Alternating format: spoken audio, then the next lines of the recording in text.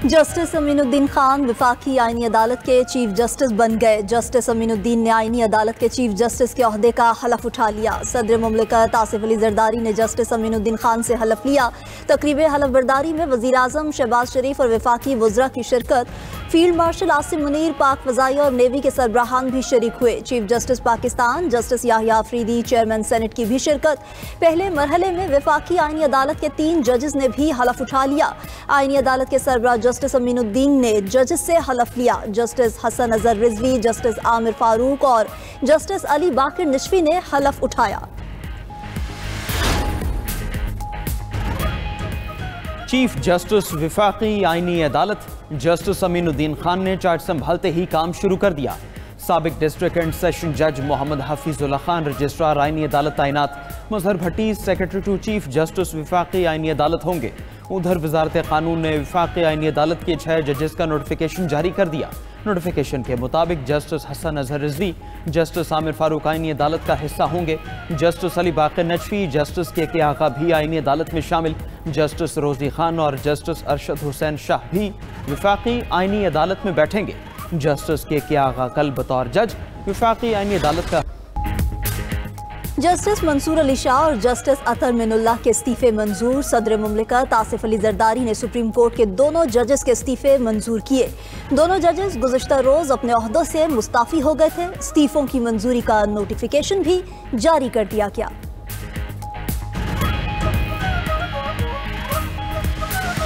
ये kangaroo courts बना के मियां नवाज शरीफ को विक्टिमाइज किया जा रहा था और एक एजेंडा जो है इम्प्लीमेंट किया जा रहा था कि वो हुक्मरान ना रहे और उसको हमेशा हमेशा के लिए सियासत से बाहर कर दिया जाए। उस वक्त किसी की गैरत ना जागी।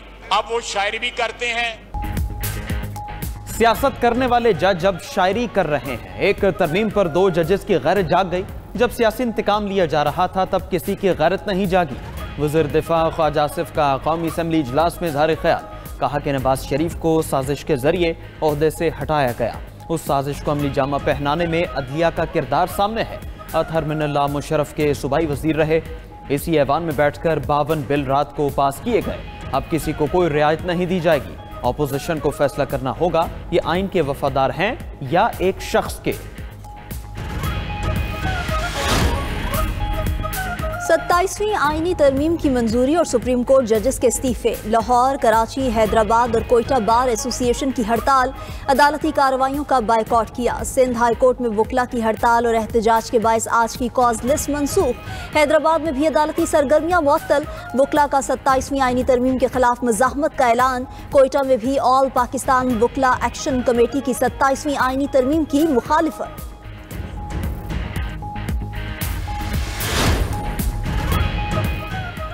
सुप्रीम कोर्ट ने रूल्स 2025 की मंजूरी दे दी। चीफ जस्टिस पाकिस्तान की ज़ेर-ए-सदारत फुल कोर्ट इजलास का एलामिया जारी। सुप्रीम कोर्ट रूल्स 2025 से सर्विस डिलीवरी बेहतर होगी।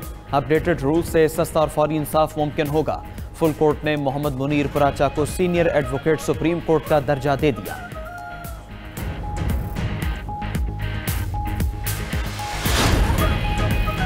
आर्मी, एयरफोर्स और नेवी तरमीमी एक्ट सेनेट से मंजूर। प्रैक्टिस एंड प्रोसीजर तरमीमी बिल भी ऐवान बाला से मंजूर हो गया। वफाकी वज़रा इसहाक डार, ख्वाजा आसिफ और तारिक फजल चौधरी ने तीनों बिल पेश किए। PTI और JUI के अराकीन की बिल्स की मुखालिफत, भरपूर एहतजाज किया। सेनेटर हमायूं महमद और कामरान मुर्तज़ा का बिल्स को कमेटी में भेजने का मुतालिबा मंजूर न हुआ। चेयरमैन यूसुफ रजा गिलानी ने कहा कि बिल्स कमेटी में भेजना होते तो ऐवान की राय की क्या जरूरत थी। सेनेट से मंजूर कवानीन तौसीक के लिए सदर मुमलिकत को इरसाल कर दिए गए। उधर 27वीं तरमीम बाकायदा आइन का हिस्सा बन गई। आइनी तरमीम का गजट नोटिफिकेशन जारी।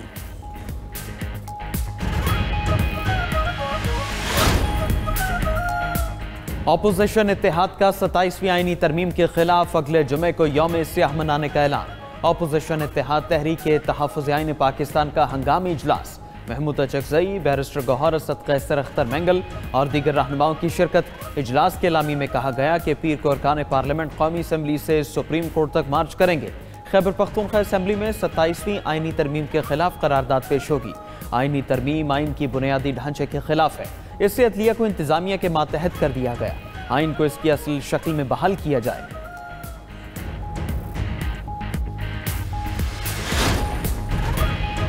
पेशावर हाई कोर्ट का सियासी सरगर्मियों में सरकारी वसाइल का इस्तेमाल रोकने का हुक्म। खैबर पख्तूनख्वा हुकूमत के खिलाफ दायर केस का तहरीरी फैसला जारी। अदालत ने तहरीरी फैसले में लिखा कि जलसों और मिलियन मार्च में सरकारी वसाइल का इस्तेमाल न किया जाए। सरकारी मशीनरी और वसाइल का इस्तेमाल ज़ाब्ता अखलाक के खिलाफ है। सियासी सरगर्मियों में सरकारी वसाइल का इस्तेमाल कौमी खजाने का ज़िया है। सियासी सरगर्मियों में सरकारी वसाइल का इस्तेमाल इख्तियारात के नाजायज़ इस्तेमाल के ज़ुमरे में आता है। रियासत सरकारी और सियासी तकरीबात में तफरीक करे।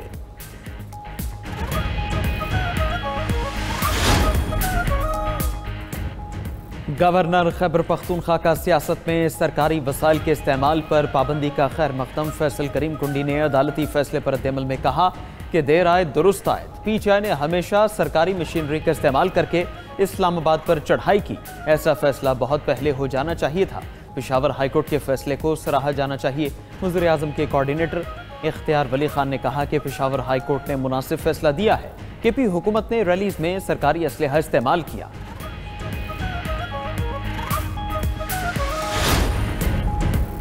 हुकूमती फंड्स पर किसी को भी ज़ाती तशहीर की इजाज़त नहीं। सियासी इख्तलाफात अपनी जगह, लेकिन अमन हमारा मुश्तरका हदफ है।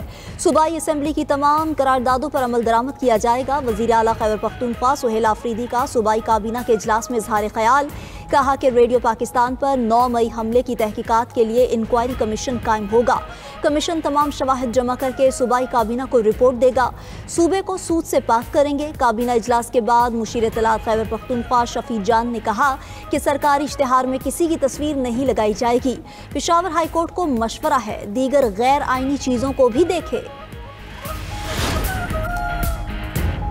पीपल्स पार्टी ने राजा फैसल राठौर को वज़ीर आज़म आज़ाद कश्मीर नामजद कर दिया। वज़ीर आज़म आज़ाद कश्मीर चौधरी अनवारुल हक के खिलाफ तहरीक अदम एतमाद भी जमा। आज़ाद कश्मीर कानून साज असम्बली के इजलास 17 नवंबर पीर को तलब।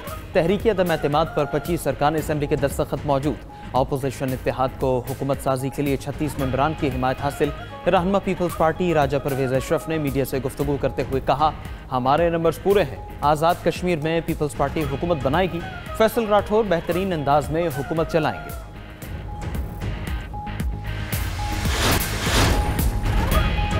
पाकिस्तान और ताजिकिस्तान का अस्करी ताउन बढ़ाने पर इत्तफाक। फील्ड मार्शल आसिम मुनीर से ताजिक वजीर दिफा की मुलाकात। दिफाई ताउन और इलाकाई सलामती के अमूर पर तबादला ख्याल किया गया। इलाकाई सलामती के शोबों में ताउन बढ़ाने पर इत्तफाक किया गया। सदर आसिफ अली जरदारी से भी ताजिक वजीर दिफा की मुलाकात। सदर मुमलिकत ने कहा कि ताजिकिस्तान से मौशी और दिफाई ताल्लुकात मजबूत बनाना चाहते हैं। ताजिकिस्तान वस्ती एशिया का दरवाज़ा है और पाकिस्तान ताजिकिस्तान के लिए समंदर तक रसाई का रास्ता है।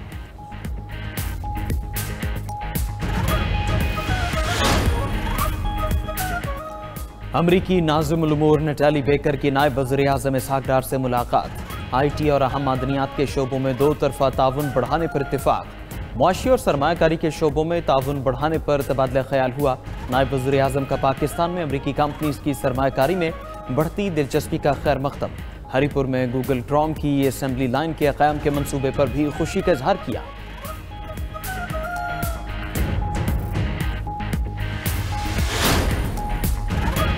बलोचिस्तान असम्बली में कम उम्री में शादी की मुमानियत का बिल मंजूर। अपोजिशन का असम्बली इजलास में शदीद एहतजाज। स्पीकर डाइस का घेराव करते हुए बिल नामंजूर के नारे लगाए। अपोजिशन और हुकूमती अराकीन के दरमियान सख्त जुमलों का तबादला भी हुआ। अपोजिशन लीडर बलोचिस्तान असम्बली का बिल को अदालत में चैलेंज करने का ऐलान। वज़ीर आला बलोचिस्तान सरफराज बुगटी ने कहा कि असम्बली ने कसरत राय से बिल मंजूर किया। कानून साजी करना हुकूमत का आईनी हक है।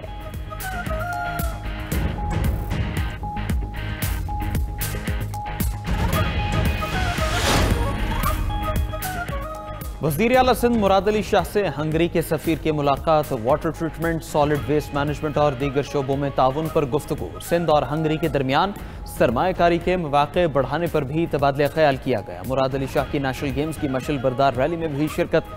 35वीं नेशनल गेम्स का इनेकाद सिंध के लिए एजाज़ करार दिया।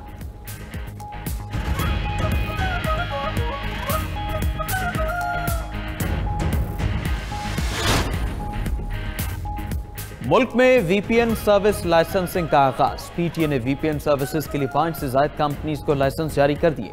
इक़दाम का मकसद महफूज और कानूनी VPN सर्विसेज की फ्राहमी को मुनज़्ज़म बनाना है। सार्फिन अब लाइसेंस याफ्ता कंपनी से बराह रास्त VPN सर्विसेज हासिल कर सकेंगे।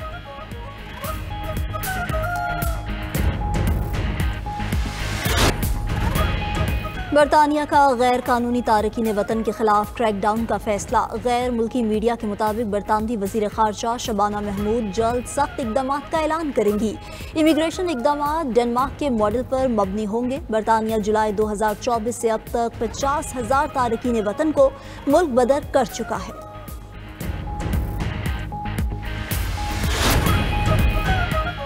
बिहार असेंबली इंतखाबात में मोदी सरकार कामयाब। बीजेपी के इंतखाबी इत्तेहाद ने 201 नशिस्तें जीत ली। कांग्रेस समेत अपोजिशन का महागठजोड़ खातिर खा कारकर्दगी न दिखा सका। बिहार असेंबली के इंतखाबात में टर्नआउट रिकॉर्ड 71% रहा।